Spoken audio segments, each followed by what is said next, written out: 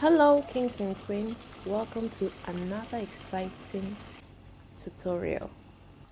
On today's video, I will be teaching you how to make one of Nigeria's most delicious and tasty soup. We're going to be making melon or egusi soup.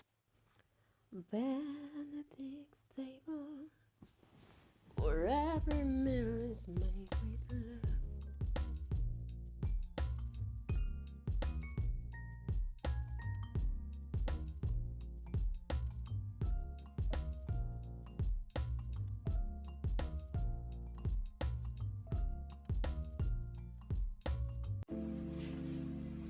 So here are the ingredients we'll be using for this soup, egusi soup.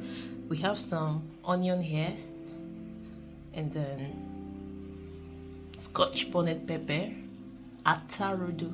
Then we have some dried catfish here. Our beef is here. Then some snails. This is our seasoning powder. Ugu leaf here, or pumpkin leaf. And these are melon. Yes, melon seed that has been blended or grinded. So this is it. And not forgetting our crayfish. This is our crayfish here. So all these are what we'll be using for this very soup. All right, let's get started. First, I actually forgot this. So this is our palm oil. Yeah, palm oil. Into your pot, pour in some palm oil. Next is your chopped onion. We're going to fry this for about 1 to 2 minutes before we go into the next ingredients.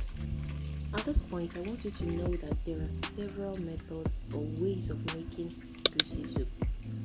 This is one of the methods, the frying method, and you can go direct with the boiling method. I decided to do the frying method because sometimes some people don't like the smell of that raw egusi. So I decided to fry it in order not to have any trace of that smell. You can boil it and still not have that smell, but I just want to go with this method because it is much more effective for me.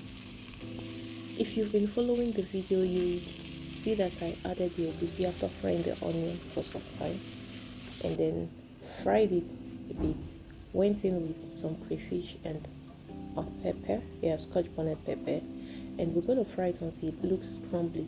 Please do not over fry this, because if you do, you would not like the flavor you would get. What I'm trying to say is this: if you over fry this, after cooking your soup, it would have that bitter aftertaste. Because when you put it in your mouth and swallow, you would have that bitter aftertaste. So in order to prevent that from happening, do not over fry this. After frying this to your desired taste, you go in with some water and stir, then cover. Allow to boil. Okay, at this point I noticed that I needed more crayfish. Yes, my soup needed more crayfish. I added some, and then I seasoned with seasoning cube and salt or seasoning powder. Next, I'll be going with my protein. I'm adding my protein at this stage because my protein has been boiled, but yes, pre-cooked. I cooked it earlier before now, so that is why the protein is going in at this point. If I hadn't cooked it before now, I would have added it first, like steamed it before doing every other thing. And in order not to make the video so long, I decided to cut off that part where I steamed the protein. Next, you go in with your vegetable, any vegetable of your choice. You can go in with some bitter leaf.